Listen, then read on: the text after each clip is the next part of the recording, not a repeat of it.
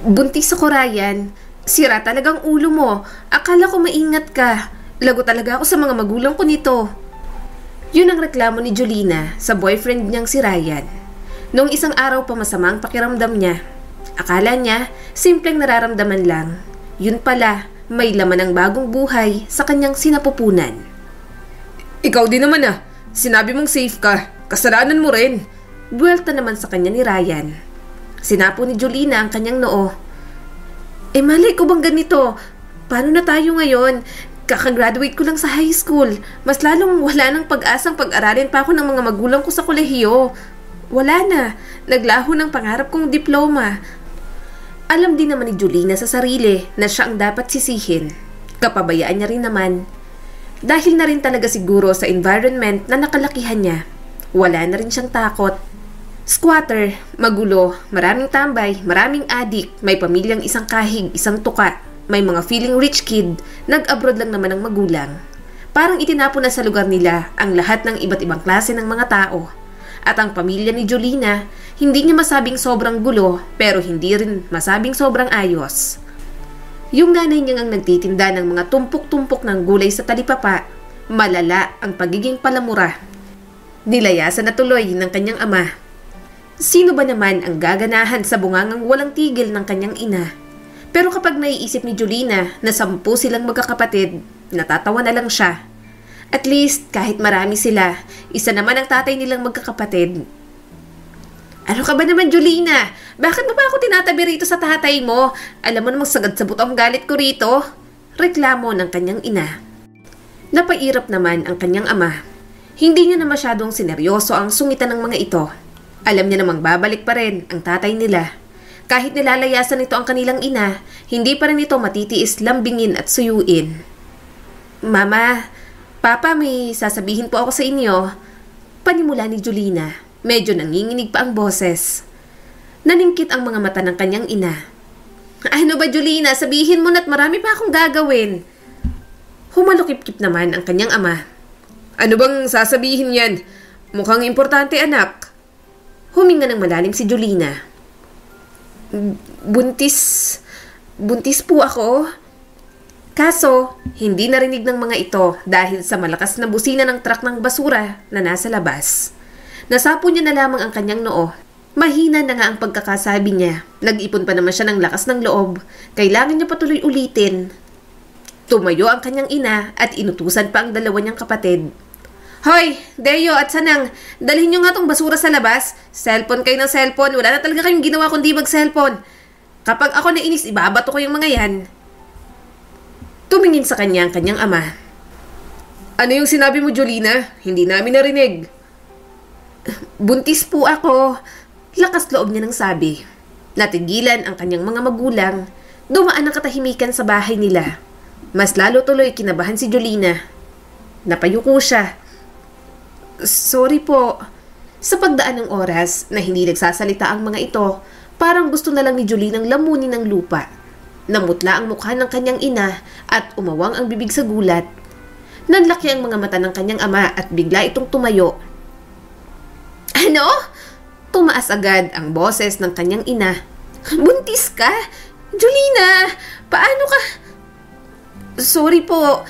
Nagmamadaling sabi ni Julina at nangingilid ang mga luha sa mga mata. Naging pabaya po ako. Nag-aaral po ako pero ito po ang inatupag ko. Alam ko pong gulo at problema po itong ginawa ko. Pasensya na po talaga. Nagdilim ang mukha ng kanyang ama. Hindi katanggap-tanggap ang sinasabi mo sa amin ngayon, Julina. Akala ko ba gusto mong makatapos ng pag-aaral? Sa inyong magkakapatid, ikaw ang gustong makapagtapos ng kolehiyo. Kahit alam kong mahina ang utak mo. Pero naging irresponsable ka at nagpabuntis ka pa. Sinong tatay niyan? Pasensya na po talaga. Hindi ko rin naman po plano to. Naging pabaya po kaming dalawa. Sabi ni Julina, basag ang boses. Tumingin ang kanyang ama sa kanyang ina. Ito na nga bang sinasabi ko? Ang luwag mo sa anak mo kapag may boyfriend. Oh, ano ngayon? Paano to? Buntis tong si Julina. Napairap ang kanyang ina. Kung maghigpit ako, sino lang na-stress? Di ako. Mas okay nang maluwag kaysa maging mahigpit. At desisyon niya yan. Alam niyang mali. Hayaan mong magsisi at matuto sa pagkakamali niya. Pinaglaruan ni Julina ang kanyang mga daliri. Kung may takot man sa kanyang sabihin sa mga magulang ang sitwasyon niya, siguro ay kaunti lang. Ganoon sila pinalaking magkakapatid. Ang iba, hindi na napapansin dahil marami nga sila. Mahirap tansyahin ang pagmamahal ng kanilang mga magulang sa kanila. Hindi sila pinababayaan, pero nakukulangan siya sa mga pangaral. Kaya yung ibang kapatid niya, may hindi rin magaganda sa mga ugali. Hindi na rin kasi nagagabayan ng maayos habang lumalaki. Gagawin ng mga itong buhayin sila dahil mga magulang ang mga ito. Pero ni minsan, hindi narinig ni Julina ang kanyang mama at papa pag-usapan kung anong mga pangarap para sa kanilang magkakapatid. Parang basta mabuhay lang sila, sapat na sa mga ito. Napailing ang kanyang ama. At paano naman ang ama ng batang to? Nasaan siya? Bakit hindi humarap sa amin? Alam niya na rin ba? Nag-aalinlangan si Julina at bumaba ang tingin sa sahig. Si Ryan po, alam niya, napag-usapan na po namin. Pananagutan niya naman daw po pero sasabihin niya raw po muna sa mga magulang niya. Napailing ang kanyang ama. Nako, Julina, ayusin niyo yung buhay ninyo. Panindigan mo ang mga naging desisyon na pinili ninyo. Bata dapat ang unang iisipin. Alam ko po, opo. Sagot na lang ni Julina kahit hindi niya rin alam ang unang niyang gagawin. Pinamayawangan siya ng kanyang ina. Alam mo ba kung gaano kahirap ang magpalaki ng anak? Kayong 10, kinaya ko kasi nagtiyaga at nagtiis ako. Ang dami ninyo, iba-iba pang ugali. Pero nagawa kong pakisamahan kayong lahat. Kaya kayanin mo rin. Tapos ka na naman sa high school pero hindi lang namin inasahang magpapabuntis ka ng maaga. Asahan mo kapag lumabas yung anak mo, magbabago na agad ang buhay mo. Tumango si Julina. Opo, kami po ni Ryan ang bahala sa anak po namin. Maya-maya'y humupa na rin naman ng tensyon. Hinaplos niya ang kanyang tiyan. Magiging mahirap ang paglalakbay sa hinaharap pero mas kailangan niyang mag-isip ng magandang buhay para sa kanilang mag-ina. Hindi na maproseso ng maayos ni Julina ang mga sumunod na nangyari sa kanya. Namalayan niya na lamang na nakikisiksik siya sa bahay ng mga magulang ni Ryan. Ayaw niya rin namang maging pabigat sa kanila dahil marami pa siyang kapatid. Yun nga lang, nakikisama siya sa mga kamag-anak ni Ryan. May kaya naman ang mga ito kaya ayos lang din. Pero mukhang hindi siya tatagal dahil sa ugali ng mga ito. Lumingon sa kanya ang nanay ni Ryan. Julina, hugasan mo nga itong mga hugasin dito. Ang dami na. Bulag ka ba? Maghusa ka naman. Kailangan ka pang utusan. Nakikitara ka lang dito. Sige po. Sagot ni Julina. Lumipat siya sa lababo at nagsimulang maghugas ng mga plato. Pakiramdam niya, walang katapusan ang mga gawain. Akala ni Julina ay aalagaan siya roon. Ginawa pa yata siyang kasambahay. Wala rin naman si Ryan palagi dahil pinilit ito ng mga magulang na pumasok pa rin sa school. At pagkatapos mo dyan, i-vacuum yung sala. Maalikabok na. Ingatan mo yung vacuum ko ha, kabibili ko lang doon. Sabi pa ng nanay ni Ryan. Tumango si Julina at pilit nang umiti. Opo naman, gagawin ko po kaagad pagkatapos ng paghuhugas ko rito sa mga plato. Bumalik ng atensyon nito sa pagluluto. Lihim na lang siyang napairap. Kung hindi lang delikado sa buntis ang magtrabaho, magtatrabaho siya sa sarili niya. Hindi niya na kailangang makisama pa sa mga magulang ni Ryan. Maya-may natapos na rin ito kaya iniwan na siya sa kusina. Habang nagkukusko si Julina sa huling mga kaldero, pumasok naman ang tatay ni Ryan. Agad na tumapat sa kanya ang tingin nito. Nailang bigla si Julina. May isang bagay na nakababagabag sa paraan ng pagtingin nito sa kanya.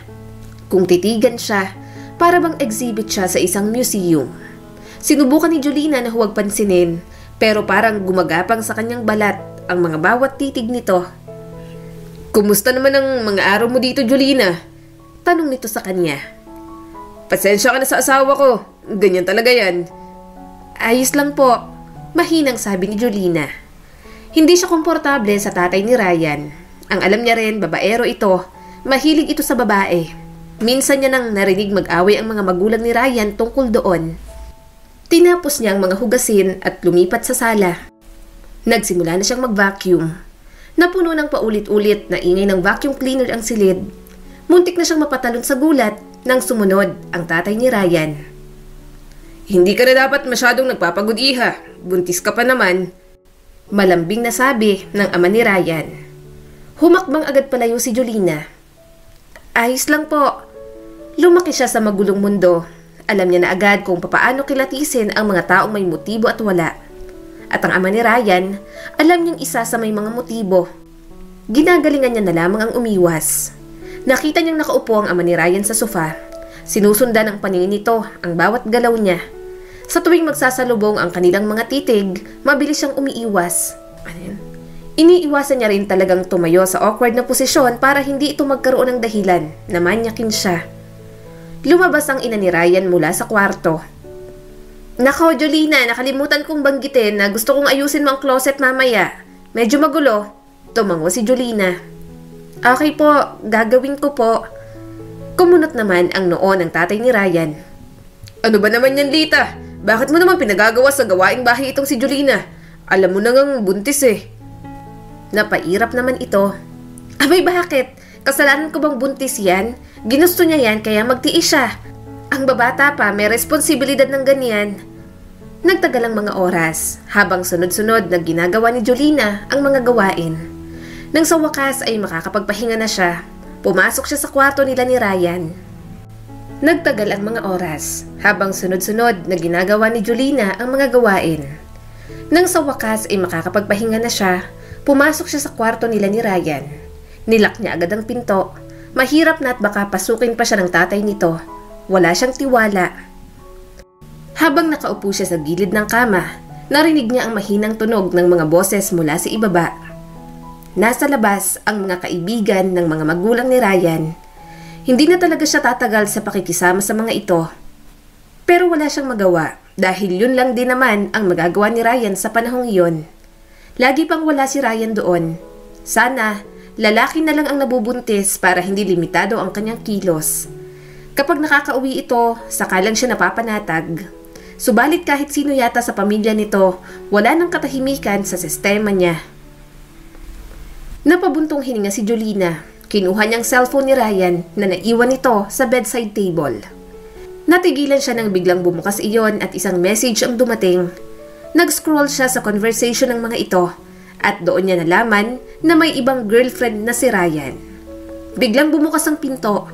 Bakas ang gulat sa mukha ni Ryan nang makitang hawak niya ang cellphone nito. Mabilis nitong inagaw yon. Sino yon? Malamig na tanong ni Jolina. Sino si Ella? Bakit niya ipinapadala sa iyo ang lahat ng mga mensaheng to? May ibang girlfriend ka?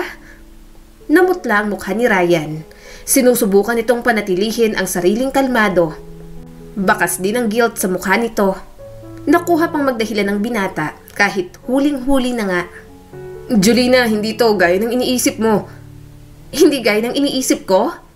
Ano pala? Tumaas ang boses ni Jolina. Ilang beses ko ba kailangang makita ang palitan nyo ng message bago maging malinaw sa akin? Anong tingin mo sa akin? Mga uto-uto?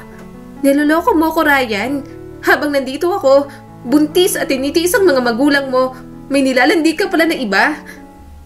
Napaiwas ng tingin si Ryan. Hindi masalubong ang mga tingin niya. Anong aasahan mo sa akin? Hindi pa ako handang maging ama. Hindi pa ako handa sa responsibilidad ko sa inyong dalawa. Complicated naman ang sitwasyon natin. Complicated? Bastag ang boses ni Jolina. Saang bandang pagiging complicated ang sitwasyon natin? Sa pagiging manloloko mo? Nakuha mo pang mag-girlfriend ay nabuntis mo na nga ako.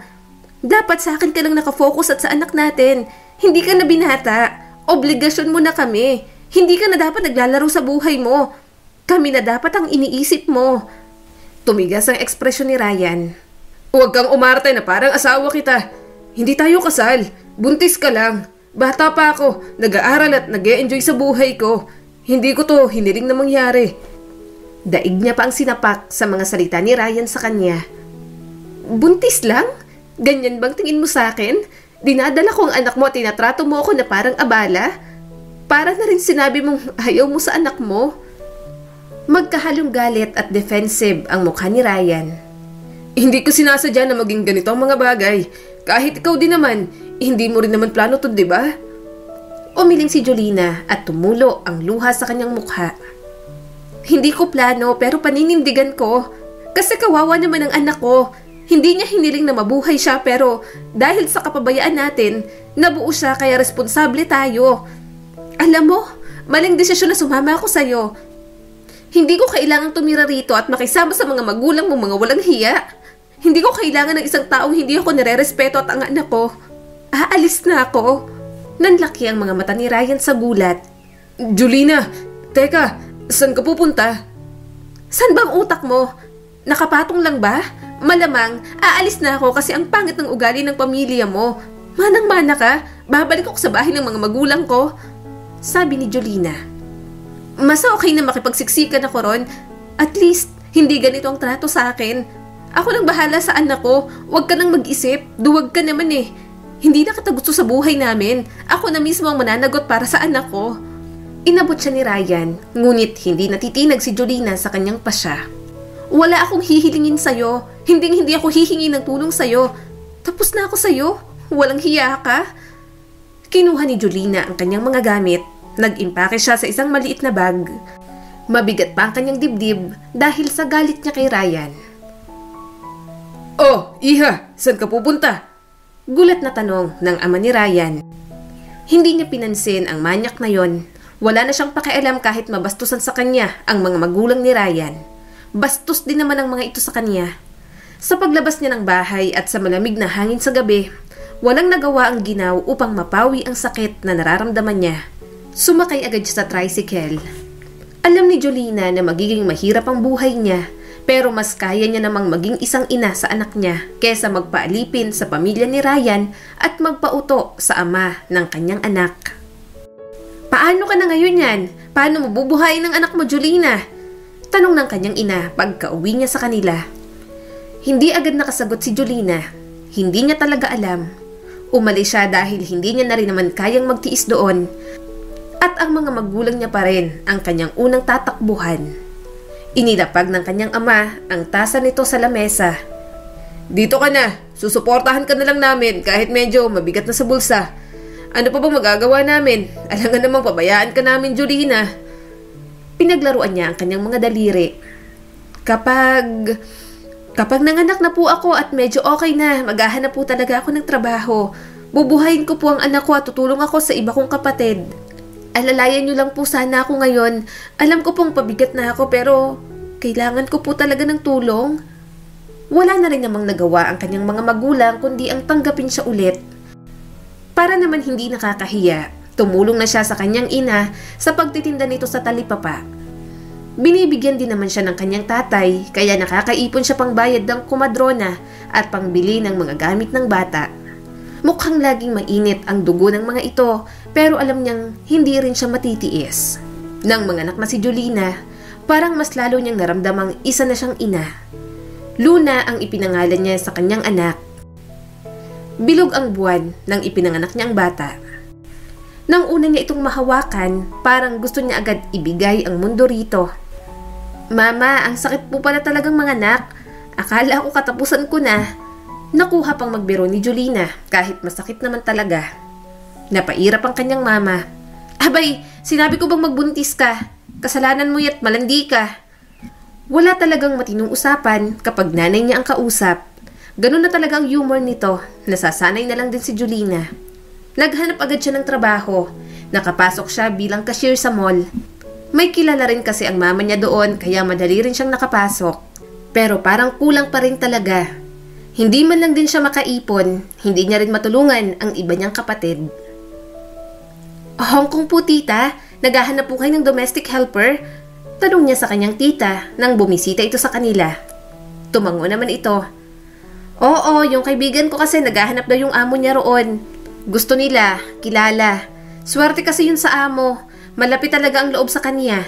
2 matanda lang naman daw ang aalagaan. Minsan, wala pa kasi nga raw kapag umuuwi yung anak, dinadala sa bakasyon. Ako sana, hindi ko pa naman pwedeng iwan ang mga anak ko. Yung mama mo, baka pwede pa. Napatingin agad siya sa kanyang mama. Ayokong mag-abroad, kahit sakit sa ulang mga anak ko, hindi ko naman iiwan ang mga yan. May maliliit pa ako. Napakagatlabi si Julina. Gusto niyang makisali. Nais niyang sabihin ang kanyang interes. Gusto niyang doon magtrabaho. Tita, ako kaya? Pwede kaya ako? Lakas loob niyang tanong. Napatingin ito sa kanya. Pwede naman, kaso gusto mo ba talaga? Mahirap maging OFW, Jolina. Tumango agad siya. Alam ko naman po yon. Kaso, ang liit po kasi talaga nakita ko dito sa Pilipinas at hindi na rin naman po ako makakapag-aral. Kailangan ko pong buhayin ng anak ko at gusto ko na rin tulungan po ang iba kong kapatid. Hindi lang halata pero malakas talaga ang loob ni Jolina. Kahit ano, gagawin niya para kay Luna. Isa pa, kahit nabuntis siya ng maaga, gusto niya namang may marating siya sa buhay. Inasikaso na nga ang mga papeles ni Jolina. Kahit medyo gipit pa, talagang pinilit niya. Kailangan niyang makapag-abroad. Magsasakripisyo siya para mabigyan ng magandang buhay ang kanyang anak at matulungan ang iba niyang mga kapatid. Mama, Papa, kayo na po ang bahala sa anak ko. Niyakap niya ang kanyang anak at hinalikan bago ibigay sa mga ito. 1 taon pa lang si Luna pero aalis na si Jolina. Mawawala sa kanyang mga taon na masusubaybayan niya ang paglaki nito. Pero mas maigi nang magtrabaho siya sa malayo kaysa iparanas ang hirap dito. Hindi niya gustong iparanas kay Luna ang buhay na kinalakihan niya, kaya magsisikap at magiging masipag pa siya lalo. Niyakap siya ng kanyang mama. Mag-iingat ka ron, kinakabahan ako sa'yo. Huwag kang magpapa-apiron ha. Alam mo dapat ang mga karapatan mo, Jolina. Kapag hindi naging magandang kapalaran mo, umuwi ka na agad dito. Kahit mahirap at pabigat ka, tatanggapin ka pa rin namin ng papa mo. Mahina siyang tumawa, pero naninikip ang dibdib niya sa magkahalong lungkot at saya. Hindi na lang siguro siya aasa ng mas higit pa mula sa kanyang mga magulang. Ganun na lang talagang mga ito magmahal. Nang makarating si Jolina sa ibang bansa, nasa Pilipinas pa lang siya, hinanda niya na ang kanyang sarili. Mababait naman ang kanyang mga amo, pero minsan nagiging maligalig din, lalo na kapag pumapalpak siya. Pinunasan ni Jolina ang kanyang noo gamit ang likod ng kanyang kamay, habang nakatayo sa maliit na kusina ng apartment ng mga Chung. Parating na ang mga amo niya. Hindi pa siya tapos. Kailangan niyang umabot sa oras. Kapag sinabing 6:00 hapunan, dapat lahat ng pagkain nasa lamesa na. Kapag may na-late na kahit tubig lang, magagalit na agad ang mga ito sa kanya. 1 minuto na lang. Mabuti na lang, inihain niya na lahat. Ano, ayos ka lang ba dyan?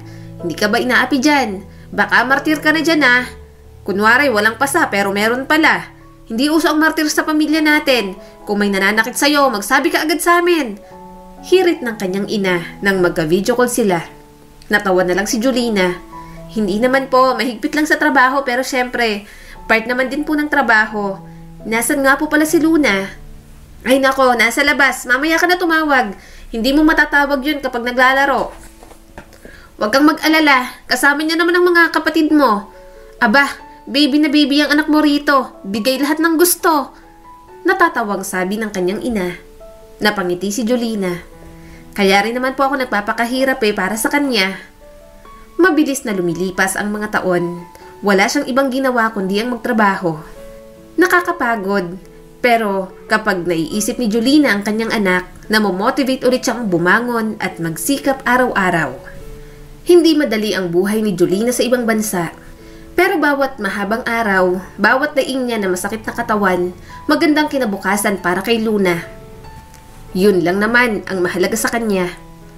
Magpipitong taon si Luna nang umuwi siya para magbakasyon. 1 buwan lang siya roon at babalik na ulit sa ibang bansa. Nag-cross country siya sa Poland. May tumulong sa kanya. Sayang kaya tinanggap niya agad. May kukuha na rin namang employer sa kanya doon. Umuwi lang si Jolina para naman makita ang anak niya. At pinilit niya talagang bigyan ng birthday party si Luna. Pangbawi niya na rin sa mga taong hindi niya ito kasama at sa simpleng handa lang nito noong 1 taon. Napangiti siya nang makitang lumabas na ang kanyang anak. Nakasuot ito ng gown at halatang masaya sa birthday party nito. Children's party lang naman yon, kaya marami talagang bata. Ang ganda ng anak mo, kaso kamukha ng tatay, komento ng kanyang kapatid. Nawala ang ngiti sa mga labi ni Jolina. Huwag mo na nga sa akin ipaalala ang manloloko na yon, sipain ko lang yun eh. Kung pwede ko nga lang siyang itali sa parachute at ipadala na sa kalawakan, nagawa ko na. Hindi ko na gustong makita ang lalaking yon. Tinapik nito ang kanyang balikat. Oo ate, huwag mo nang pangaraping makita pa si Kuya Ryan. Kasal na raw, ni hindi man lang naalalang may anak kayo. Napairap si Jolina. Wala akong pakialam kahit mag-asawa siya ng marami. Huwag siyang lalapit sa anak ko at baka hindi ko siya matansya. Kaya kong buhay ng anak ko mag-isa. Hindi ko siya kailangan. Pagkatapos ng party, siya nang nag-asikaso sa kanyang anak. Sinulit niya ang mga araw na nasa Pilipinas siya. Kahit saan magpunta si Jolina, habang nandoon siya, lagi niyang isinasama si Luna. Naging masaya ka ba sa party mo, anak? Tanong ni Jolina habang sinusuklayan ang buhok nito. Masiglang tumango si Luna. Opo mama, sobrang saya po ng party ko. Natuwa nga po ang mga kalaro ko. Salamat po sa pag-uwi mo. Kumabog ang puso ni Jolina sa magkahalong saya at kalungkutan. Natutuwa akong masaya ka at nag-enjoy. Gusto ko nakikitang palagi kang masaya anak. Kung pwede lang talaga akong magtagal dito kasama mo. Bahagyang lumingon si Luna. Mama, bakit po? Babalik po kayo sa malayo? Doon ka po ulit ba magtatrabaho? Tahimik na napabuntong hininga si Jolina. Oo anak, kailangan kong bumalik sa trabaho. Pupunta ako sa malayo para maibigay ko lahat ng kailangan mo at ng mga tito at tita mo. Ayaw ko na maghirap ka sa buhay kasi alam ko kung paanong magkaroon ng sobrang hirap na buhay anak. Bumagsak ang ekspresyon ni Luna. Kapag umuwi po kayo, nagbabakasyon lang dito, feeling ko po, bumibisita ka lang po sa amin. Parang hindi po talaga kayo umuwi. Doon na po ba kayo nakatira? Naninikip ang dibdib ni Jolina. Alam niya naman ang pagkukulang niya kay Luna. Ang maituring na bisita sa bahay na dapat ay tahanan niya. Masakit para sa kanya. Tila hindi na siya kilala ng kanyang sariling anak na si Luna. Huminga ng malalim si Jolina. Pasensya na Luna, hindi ko naman gustong mapalayo sa'yo. Wala sa tabi mo habang lumalaki ka. Gusto kong makasama ka palagi pero mahirap para sa atin na magkaroon ng maayos na buhay. Kailangan kong magtrabaho, lumayo sa inyo at magtiis na hindi ka makasama para lang maibigay ko lahat ng pangangailangan mo. Hinawakan ng maliit na kamay ni Luna ang kanyang mga kamay. Sobra po kitang namimiss kapag wala ka. Mahal na mahal po ako ng mga tita ko at inaalagaan po nila ako. Pero gusto ko po na kayong mag-aalaga sa akin, Mama. Napuno ng luha ang mga mata ni Jolina. Yun ang kondisyon sa lahat ng sakripisyong kanyang ginagawa. Niyakap niya ng mahigpit si Luna. Darating din ang araw na makakabawi siya sa kanyang anak. Hinaplos ni Jolina ang buhok ni Luna. Alam kong mahirap. Pasensya na kung ganitong nararamdaman mo. Naiintindihan naman kita. Baby ka pa lang, umalis na ako para magtrabaho sa ibang bansa. Mahalaga ka sa akin, kaya lagi rin kitang inaalala. Tuwing aalis ako rito, sana alam mong mahirap din para sa akin. Naluluha na ang mga mata ni Luna. Magiging ganito na lang po ba palagi, Mama? Lagi ka po bang mawawala? Umiling si Jolina. Sana hindi forever anak. Sayang din kasing opportunity kaya kailangan kong tanggapin. Mas gagandang buhay natin kapag tinanggap ko yon. Nagsusumikap ako ngayon para matiyak na magiging magandang buhay nating dalawa. Para dumating din ang isang araw na hindi na ako kailangan umalis at magkahiwalay pa tayong dalawa. Tumango si Luna kahit malungkot pa rin ang mga mata nito. Mahal po kita, Mama. Gusto ko lang palagi tayong magkasama. Niyakap muli ng mahigpit ni Jolina ang anak. Mahal din kita, Luna. Higit pa sa kahit na sino. At ipinapangako ko sa'yo, ginagawa ko ang lahat para makasigurado na balang araw, hindi na tayo maghihiwalay. Kapag tumigil na ako, stable ng buhay natin. Sa sobrang tagal niyang nagtatrabaho sa abroad, nasanay na lang din talaga si Jolina. Hanggang video call lang silang dalawa ni Luna. Hindi rin naman siya nag-aalala dahil alam niyang inaalagaan ito ng maayos sa Pilipinas. Dalawa na rin sa mga kapatid niya ang kanyang napatapos sa pag-aaral. Kaya mo ba rito, anak? Sa Poland, sumunod ka sa akin. Dito tayo titirang dalawa. Tanong niya sa kanyang anak. Sandali itong hindi nakasagot. Okay lang naman po, Mama, para magkasama tayo. Pero kung stay for good po, gusto ko pa rin po dito sa Pilipinas. Nandito po kasi ang mga pinsan ko tapos may bahay din naman po tayo dito. Umuwi na lang po kayo. Hindi na nakapagsalita si Jolina.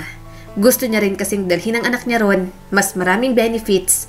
Pero tama rin ang dalaga. Mas okay pa rin kasama nila ang pamilya nila. Dalawa lang silang mag-ina pero hindi nila naramdaman yon dahil malaki naman silang pamilya. Dalawa lang kayo kaya naiisip mo na parang malungkot. Kulang ka lang sa landi. Kailan ka ba huling lumandi? Sa tatay pa ni Luna nandiloko ka lang naman. Puro ka ba naman trabaho? Sabi ng kaibigan niyang si Tess na isa ring OFW. Napangiwi si Julina. 35 na ako. Parang ang pangit naman kung lalandi pa ako. 35 lang. Bata ka pa nga at fresh ka pa. Pagbigyan mo rin ng sarili mo. Ang dami-dami mo nang nagawa para sa anak at mga kapatid mo sa Pinas. Isipin mo naman din ang sarili mo. Akin na cellphone mo. Mag-download tayo ng dating app. Alam kong wala ka nang ginagawa bukod sa kausapin ng anak mo. Kinuha ni Tess ang cellphone niya mula sa kamay niya. Hinayaan na lamang ni Julina ang kanyang kaibigan. Hindi niya rin naman gagamitin. Kaya lang, isang gabing wala siyang ginagawa, natagpuan niya ang kanyang sariling nakikipag-usap sa isang Canadian. Pinoy sana ang gusto niya pero hindi rin naman boring ang Canadian na kausap niya. Ethan ang pangalan nito at 40 years old na. Wala pa ring asawa dahil busy at army sa Canada. Kaya lang, paubusan talaga silang dalawa ng English. Kaya niyang makaintindi at magsalita ng English pero hindi pa rin talaga siya confident. Lalo na at ang gwapo ng kausap niya. Natatameme na lang talaga siya minsan.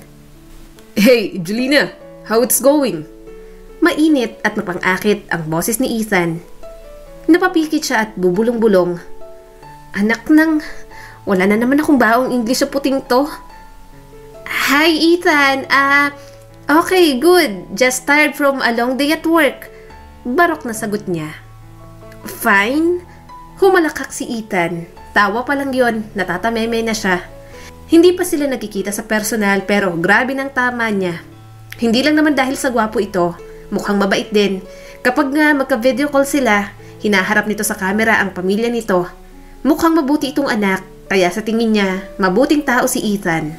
Oh, you know, just another day in office. Another day of dodging paperworks. Malokong sabi pa ni Ethan. Tumawa si Julina kahit na hindi niya naintindihan ang sinabi nito.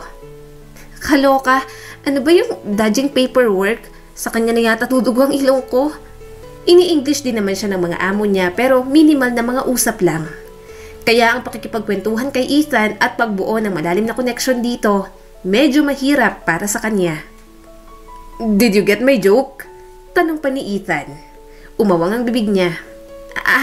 Yes, of course. Hinayaan na lang ni Julina magsalita si Ethan. Pero kahit ganon, nagkakaintindihan pa rin naman sila. Marami rin naman siyang natututunan sa lalaki. Tumango si Julina. You know what? In the Philippines, we also find ways to laugh, especially when things are tough. When it's, ano ang English sa baha? I mean, when there is a typhoon and the roads are full of dirty water. Filipinos just laugh about it and make it like it's swimming party. Do you get me? Tumawa si Ethan. Mukhang nakuha ng sinabi niya. Sinabi nitong napapanood nga nito ang ilang video clips ng mga Filipino. How about your family in the Philippines? Are they happy and cheerful people just like you? Malambing na tanong sa kanya ni Ethan. Hindi agad siya nakasagot. Hindi alam ni Julina kung sasabihin niyang may anak na siya. Natatakot siyang ma-turn off ito sa kanya. Sa kanya na lang siguro sasabihin kapag malapit na sila sa isa't isa. Of course, they are cheerful and loud people. Nakangiting tugon ni Julina. Nagpatuloy ang pag-uusap nilang dalawa pero bago matapos ang tawag, sinabi sa kanya ni Ethan na interesado ito sa kanya. Gusto siya nitong ligawan. Hindi nito alam kung papaano ang manligaw pero sinabi niyang kailangan yon at nakasanayan niya. Mukhang seryoso talaga ito dahil para sa kanya, gagawin talaga nito. Halos 5 buwan din siyang niligawan ni Ethan. Minsan, namamalayan niya na lang na para sa kanya ang mga dumarating sa bahay ng amo niya. Wala ring araw na hindi ito tatawag at kakamustahin siya. Ganon ka-effort si Ethan pagdating sa kanya. Hanggang isang araw, sinagot niya na rin naman ito. Matatanda na sila kaya hindi na siya magpapakipot. Nabigla pa nga siya nang gusto na siyang pakasalan agad. Tumanggi muna siya dahil hindi pa rin naman nila talagang lubos na kilala ang isa't isa. Ngayon na kayo magkikita? Pupunta talaga siya rito? Tanong ng kaibigan niyang si Tess. Napangiti si Julina. Oo nga, kami na. First time naming magkikita.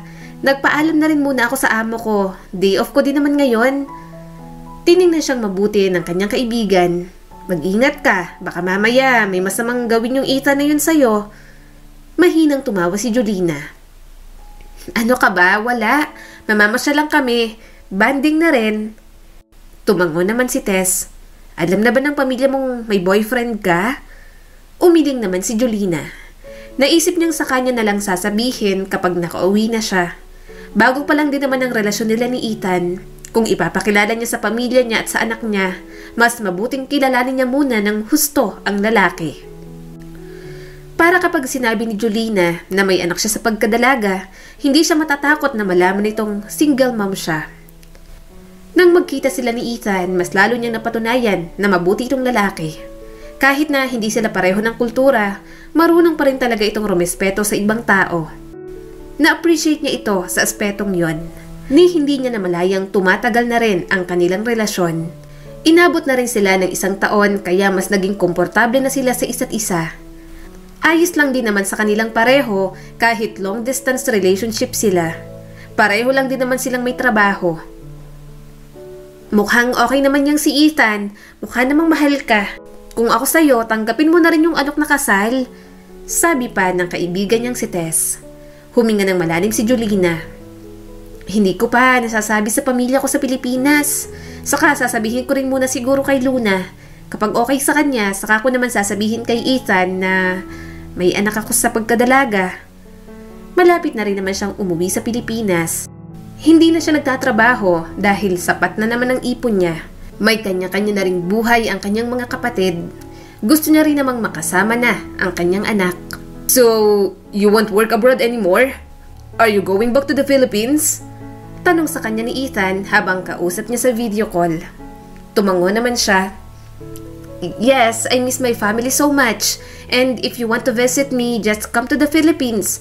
I'll give you my address and soon I will tell you something. I hope you will accept it. Medyo kabado pa rin talaga si Julina na sabihin kay Ethan. Kapag nag-uusap sila, kinukuha niyang opinyon nito tungkol sa mga single mom. Wala naman itong problema, pero hindi nito ideal ang mga katulad niya. Kaya baka hiwalayan siya nito kapag nalaman ang tungkol kay Luna. Hindi naman din kasi mahirap mahalin si Ethan. Ang mga damdaming hindi niya naranasan noon kay Ryan, kay Ethan niya naranasan. Kaya talagang nakikita niya si Ethan na kasama niya habang buhay. Luna, ang mama mo, nandyan na. Salubungin mo, bilis! Sigaw ng bunso niyang kapatid. Natatawang bumaba ng sasakyan si Julina. Manahimik ka, makasigaw to parang mayor ang dumating. Mamaya puno na naman yung bahay, marami na namang hihingi ng pasalubong. Natawa na lamang ang kanyang kapatid. Pinagmasdan niyang bahay nila. Napangiti si Julina. Katas iyon ng ilang taon niyang pag-abroad. Sa kanya nakapangalan ng bahay na yon. Kasama ni Luna ang ilang kapatid niya at mga pamangkin. Yung iba naman, may sariling pamilya na.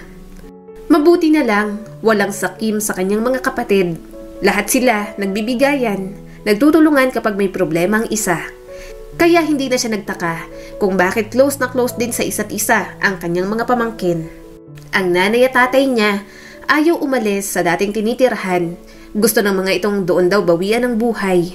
Inintindi niya na lamang, lalo ng nanay niyang mas lalong lumiligalig nang tumatanda na. Mama, miss na po kita. Tuwang-tuwa na sabi ni Luna sa kanya at mahigpit siyang niyakap. Mahina siyang tumawa. Miss na rin kita. Mamaya, baka may boyfriend ka na ha? Umiling agad ito. Wala po, gaya po ng bili ninyo. Puro pag-aaral lang po munang inaatupag ko. At ang dami ko pong pinsan, bantay sarado po ako palagi. Kaya hindi nag-aalala si Julina sa mga nakakasalamuhan ng kanyang anak. Kapamilya lang din naman nila. At kung gigimik naman, hindi na rin masyadong lalayo at sa bahay na lang nila. Mama, akong nagluto niyan. Masarap yan. Cordon bleu. Sana po magustuhan ninyo. Nagluto din po ako ng adobo. Alam ko pong namiss niyo po ito. Pinagsandok siya ng marami ni Luna. Malaki na talagang anak niya at lumaki pang maalaga at mabait. Namumuo tuloy ang luha sa mga mata ni Julina. Hindi niya man lang naranasang maalagaan at paipagluto si Luna sa matagal na panahon. Pero ngayong umuwi na siya, ito na ang nagsisilbi para sa kanya. Kulang na lang subuan siya Ramdam niya na mahal siya ni Luna. Siniko siya ng kanyang kapatid. Naiiyak ka dyan. Mabait naman talaga yung si Luna, bata pa lang. Lumaking magalang at maunawain kahit na hindi mo masyadong nagabayan sa paglaki. Tiningnan niya si Luna na maganang kumakain at nakikipagkwentuhan sa mga pinsan nito. Wala na ang batang palaging umiiyak kapag umaalis siya. Dalaga na talagang anak niya. Napangiti si Julina. Hindi siya nagsisisi sa mga sakripisyo na ginawa niya. May napatunguhan lahat at ngayong mananatili na siya sa tabi ng kanyang anak, mas masisiyahan siyang makita itong umusbong at magtagumpay sa buhay. Luna, anak, pwede ba tayong mag-usap saglit? Tanong ni Julina isang gabi pagkatapos niya itong ipagluto ng midnight snack habang nag-aaral. Tumingala si Luna mula sa librong binabasa. Oo naman po, Mama. Hindi naman po kayo nakakaistorbo. Ano pong bang sasabihin ninyo? Umupo si Julina sa maliit na upuan sa loob ng kwarto ni Luna. May kailangan akong sabihin sa'yo. May boyfriend na ako, anak. Bahagyang nanlaki ang mga mata ni Luna. Itinigil na talaga nito ang pagbabasa at humarap na sa kanya. Binigay nito ang buong atensyon sa kanya. Talaga po? Sino po? Tanong ng kanyang anak. Huminga ng malalim si Julina at sinalubong ng mga mata si Luna. Ethan ang pangalan niya. Taga Canada, anak. Ibang lahi. Napakurap-kurap si Luna. Canada? As in, kano? Mama, seryoso ka po ba? Tumango si Julina. Oo, halos magkalapit lang din naman ang edad namin. Nagtatrabaho sa army doon. 1 taon ang relasyon namin ni Ethan. LDR kami, anak. 10 beses pa lang yata kaming nagkikita. Hindi agad nakapagsalita si Luna. Gulat pa rin ito sa kanyang sinabi. Naiintindihan niya naman ito. Hindi rin kasi talaga siya makwento sa kanyang love life. Ibang lahi po. Magkaiba naman po ang kultura ninyo. Magkakaintindihan po ba kayo niyan, Mama? Tanong pa ni Luna. Hinawakan niyang kamay nito. Oo naman, anak. Nag-a-adjust siya para sa akin palagi. Niligawan niya nga ako kahit hindi niya naman nakasanayan. Interesado din siyang malaman ng tungkol dito sa atin at sinisikap niyang maunawaan kung saan ako nanggaling.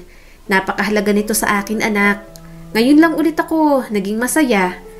Bukod sa'yo, si Ethan ang nagiging lakas at kaligayahan ko sa buhay. Huminga ng malalim si Luna. Well, kung masaya ka po, Mama, okay lang naman po sa akin. Yun lang naman po ang mahalaga sa akin. Nakahinga ng maluwag si Julina. Oo, masaya ako. Gusto ko lang malaman mo dahil mahalaga ka sa akin at sana maging okay ka sa relasyon naming dalawa. Dahan-dahang tumango si Luna.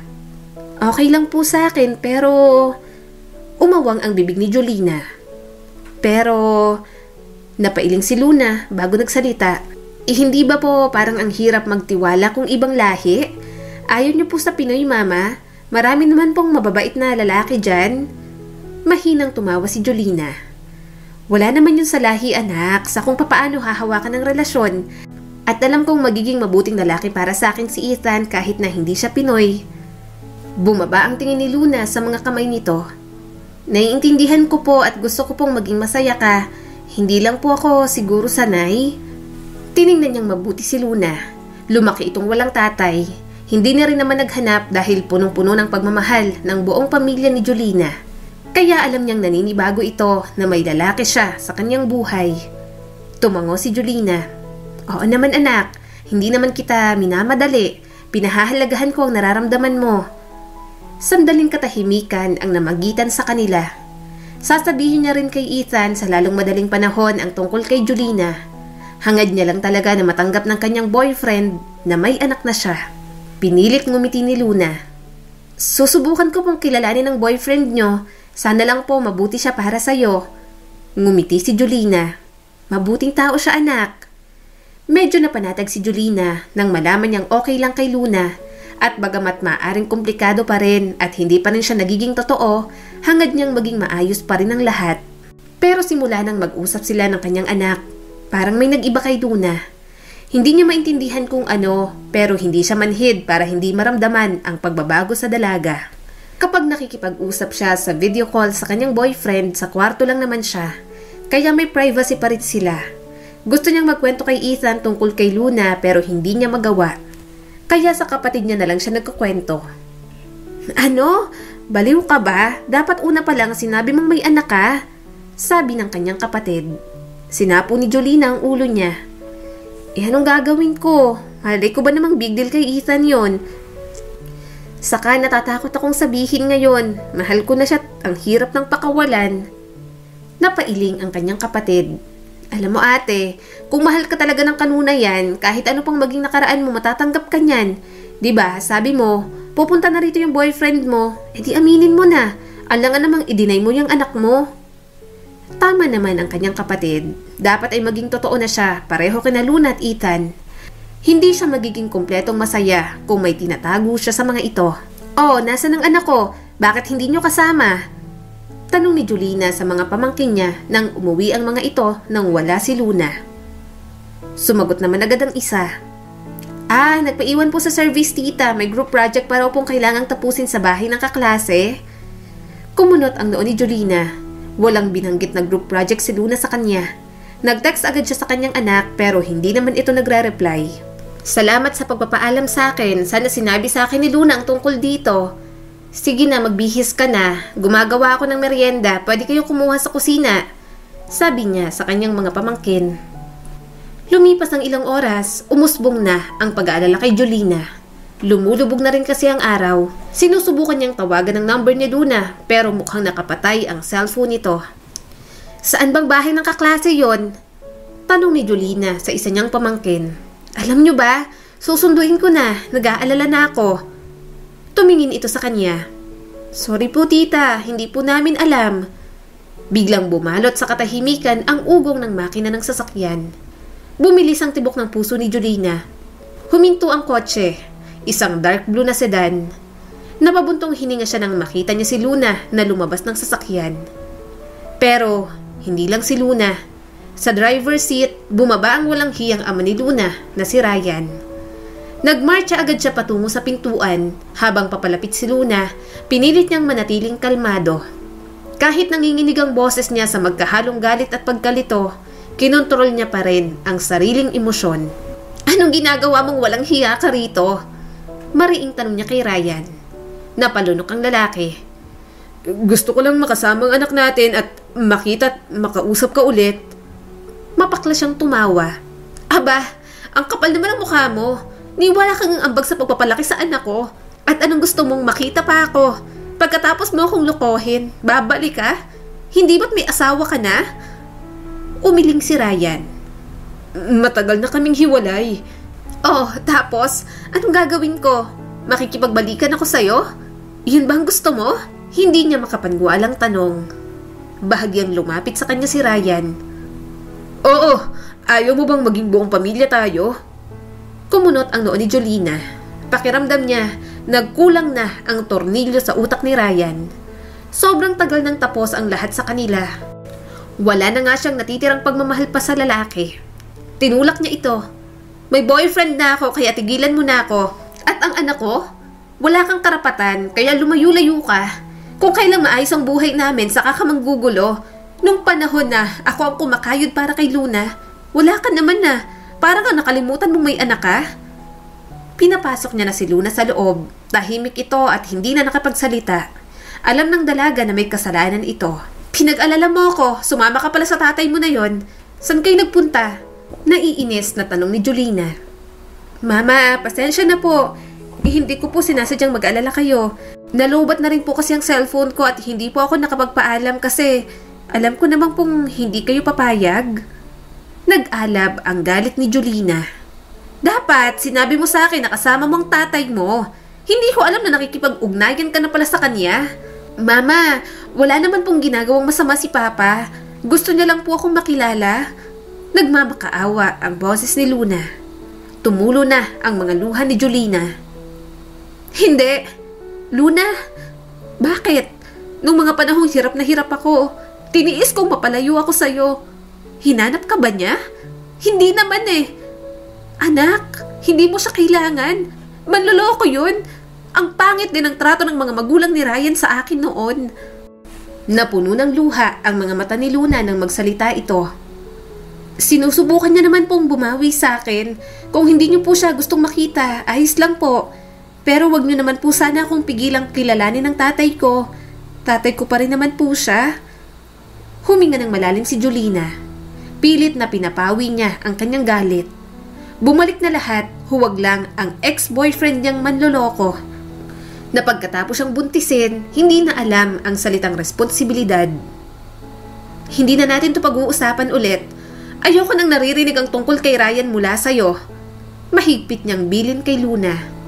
Pumasok ka na sa kwarto mo. Pagkatapos ng away na yon, naging malamig ang pakikitungo nila sa isa't isa. Alam niyang nagtatampo ang kanyang anak pero gusto niyang intindihin din ito kung saan ang gagaling ang galit niya. Ayaw niya nang makita si Ryan pero lumipas lang ang 3 araw, nasa bahay na naman niya ito. Inaabangan silang mag-ina, may dala pang mga bulaklak para sa kanya. Ano bang hindi mo maintindihan na tigilan mo na ako? Gusto mo bang ipablatter kita? Pumapayag na nga ako na makita mo si Luna pero itong ginagawa mo. Nakakagalit. Sigaw niya kay Ryan. Pero hindi pa rin talaga natinag. Muntik niya ng mabato ng batong nakita niya. Pinigilan lang siya ng mga kapatid niya. Gustong-gusto niya na talagang ihambado sa lalaki ang mga dala nitong bulaklak. Mama, tama na po. Huwag niyo naman pong saktan si Papa. Pigil sa kanya ni Luna habang hawak ang kanyang likod. What's happening here? Nawala ang ingay sa tapat ng bahay nila dahil sa tanong na yon. Nanlaki ang mga mata ni Julina nang makita si Ethan. Nang makita siya, agad siyang sinugod ng kanyang boyfriend ng mahigpit na yakap. I miss you, Julina. Puno ng damdamin itong sabi. Hindi niya alam ang kanyang sasabihin. Galit na galit pa siya tapos bigla pang dumating si Ethan. Tumingin naman ito sa mga kamag-anak niya, pati na rin kay Ryan. Mukhang naguguluhan ito sa nangyayari. Bigla na namang pumapel si Ryan. Who are you? What are you doing here? Just go back to your country. Me and Julina have a daughter. You have no right to Julina. Bakas ang gulat sa mukha ni Ethan. Umawang ang bibig ni Julina. Hinawakan niya agad ang kamay ni Ethan. You have a husband and a daughter? Pigil ang galit na tanong nito. Umiling agad si Julina. No, don't believe him. He's just a stranger. I don't have a husband. I don't have a daughter. Please, believe me. Napasinghap si Luna. Ano pong sabi niyo? Pero hindi niya na muna ito pinansin. Kailangan niyang magpaliwanag kay Ethan. Hindi nito maiintindihan ng lahat. Lalo pa at kung ano-anong sinasabi ni Ryan at nanggugulo pa. Mabuti na lang, nagpatawag na ng barangay ang mga kapatid niya. Napalayas na nila si Ryan. Kumalma na rin naman si Ethan at pinatuloy niya na sa bahay. Nag-walkout ang anak mo kanina, nagtatampo yon, kausapin mo. Bulong sa kanya ng kanyang kapatid. Oo, mamaya. Inihain niya sa lamesa ang pagkain. This is Filipino food. Eat well. Nakangiti namang tumango si Ethan. Pumasok siya sa kwarto ni Luna. Nadatnan niya itong umiiyak habang nakaupo sa kama. Pero nang makita siya, humiga agad ito at nagtalukbong ng kumot. Anak, pwede ba tayong mag-usap? Tanong niya kay Luna. Hindi ito nagsalita kaya napabuntong hininga na lang siya. Tumabi siya rito, niyakap niya ang kanyang anak. Hinaplos niyang braso nito. Anak, alam kong gusto mong maging buo tayong pamilya pero ang hirap kasi anak. May iba na akong mahal. Kasal din ang papa mo sa iba kahit sabihin natin nakipaghiwalay na siya. Sorry talaga. Hindi ko kayang gusto mo, Luna. Hindi na ako tututol kung gusto mong makasama ang papa mo. Pero hindi ko kaya kung makikipagbalikan siya kung palagi niya na lang akong pipilitin. Umiyak lamang ito. Hinayaan niya na lamang muna si Luna. Sa kanya na lamang ito kakausapin kapag kalmado na. Pero sa mga nagdaang araw, malamig ang pakikitungo ni Luna sa kanya. Kahit nasa tabi niya si Ethan, hindi niya magawang maging masaya. Hindi tuloy din siya makabuelo sa pagsasabi kay Ethan ng tungkol sa anak niya. Mabuti na lang talaga, inaaliw ng mga pamangkin at ng mga kapatid niya ang kanyang boyfriend. Hindi lang talaga na nakikisama sa saya ang kanyang anak. Althea, patawag naman sa kwarto niya si Luna oh. Sabihin mo sa pinsan mo kakain na. Nakangiting sabi ni Julina. Tiningnan niya ang mga hinanda niyang pagkain. Puro paborito yung lahat ni Luna. Gusto niyang maglambing sa dalaga, kaya ginawa niya yon. Tita, wala po si Luna sa loob ng kwarto niya. Malinis din po yung kama. Parang hindi nagamit. Sabi pa ng kanyang pamangkin. Bumaha agad ang pag-aalala sa kanyang dibdib. Tinawagan niya si Luna pero hindi ito sumasagot ng tawag. Sinubukan niya ring tawagan ang mga pinsan nito, ang mga kakilala ni Luna. What's happening? Naguguluhang tanong ni Ethan nang lumabas sa kwarto nila. Napalingon siya sa kanyang boyfriend. Just wait, I need to do some things and I will talk to you later, okay? Maya-maya pumasok na ang kanyang kapatid. Naglaya si Luna, umalis kagabi. Nasa nanay at tatay, mukhang nagtatampo sa'yo, puntahan mo na lang. Bahagya siyang nakahinga ng maluwag pero hindi pa rin siya makampante. Gabi pero naisipan pa rin talaga nitong umalis. Hindi niya kakayanin kung may mangyaring masama dito. Hindi na siya nagpaligoy-ligoy pa. Pinuntahan niya si Luna sa dati nilang bahay. Sinermona na agad si Julina ng kanyang ina. Pabaya kang ina, nilalayasan ka na ng anak mo. Walang hiya ka, anak ka ng anak, hindi mo inaalagaan ng maayos. Minura pa siya nito. Hindi na lang niya dinibdib. Ganoon naman talaga magsalita ang kanyang ina. Isa pa, alam niyang may punto rin naman ito. Anak, bakit mo naman ginawa yon? Nagtatampo ka rin ba? Sorry na, ayokong ganito tayo. Please naman, ayaw mo ba kay Ethan? Sabihin mo lang kahit masakit. Hihiwalayan ko siya para sa'yo. Kasi anak, mahalaga ka sa akin. Ikaw ang pinakamahalaga sa akin. Nagsusumamo niyang sabi kay Luna. Tumulo naman ang mga luha ng dalaga. Wala naman pong problema si Tito Ethan eh. Okay po siya sa akin na mahal niyo po siya. Na hindi niyo na po kayang piliin si Papa. Nagtatampo lang po ako. Kasi tinanggi niyo pong anak niyo po ako. Ayoko naman pong magtampo pero ang hirap pong pigilan. Napayong ko si Julina. Alam niyang nagkamali siya. Nataranta siya at naduwag din. Sobrang daming nangyari ng araw na dumating si Ethan, kaya nasabi niya yon. Anak, sorry. Hindi ko na uulitin. Ipapakilala kita ha. Kung hindi ka niya matanggap, okay lang sa akin. Kaya kong mawala lahat, pero anak, hindi ikaw. Sana lagi mong tatandaan yan. Marahang sabi ni Julina.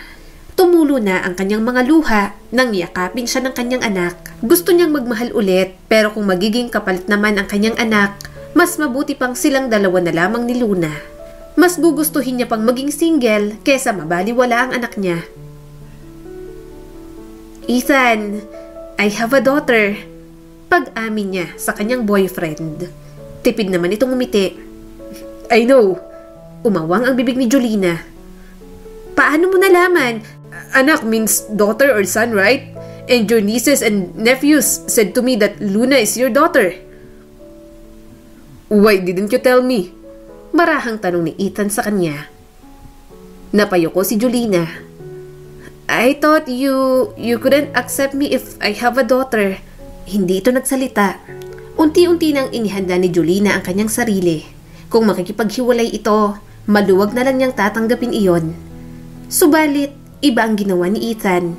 Bigla na lamang itong lumuhod at inilabas ang singsing. Will you marry me? Tanong nito sa kanya. Umawang ang bibig ni Julina. But why? I lied to you. I know you don't like single moms. Pero muling nagsalita si Ethan. But you're my love, and I love everything and every person you love. They are part of you, and I know you're a good person. Naiiyak niya itong niyakap. Matanda na si Julina pero hindi niya inasahang makakatanggap pa siya ng ganoong mga salita. Hindi niya inasahang may isang lalaking gugustuhin pa siyang pakasalan. Nagpakasal na nga sila sa Pilipinas at sa Canada. Sinama sila ni Ethan mag-ina sa Canada at ipinakilala sa pamilya nito roon. Napapangiti siya kapag nakikita niyang masaya si Luna na nakikisalamuha sa pamilya ni Ethan. Tinuring din ito na parang ama ang kanyang asawa. Tumigil na rin naman si Ryan sa pagpilit ng sarili nito sa kanya. Kung hindi pa talaga ito tumigil, baka talagang ipablatter niya na. Marami siyang naging maling desisyon sa buhay. Gayunpaman nang dumating sa buhay niya si Luna, maraming nagbago sa pagkataon niya. Hindi siya ang mismo na humubog sa kanyang sarili, kundi ang kanyang anak. Bawat desisyon may bahid ni Luna, kaya masaya siya at nagpapasalamat na tanggap ng dalaga si Ethan, na minahal, pinakasalan at binigay ng may kapal sa kanya. Ang kwentong ito ay nagpapaalala sa atin na pahalagahan natin ang mga single parent dahil hindi madali maging isang ina at ama para sa kanyang mga anak. At kung hindi natin mapigilang magtampo sa mga pamilya nating umaalis para mag-abroad at magtrabaho, alalahanin sana natin na tuwing aalis ng bansa ang isang OFW, dala-dala nila hindi lang ang kanilang mga gamit, kundi ang kanilang mga pag-asa at pangarap para sa kanilang mga mahal sa buhay. Muli, ito po si Skylar Guro at sana may bago na naman kayong natutunan sa kwento natin ngayon. Maraming salamat po.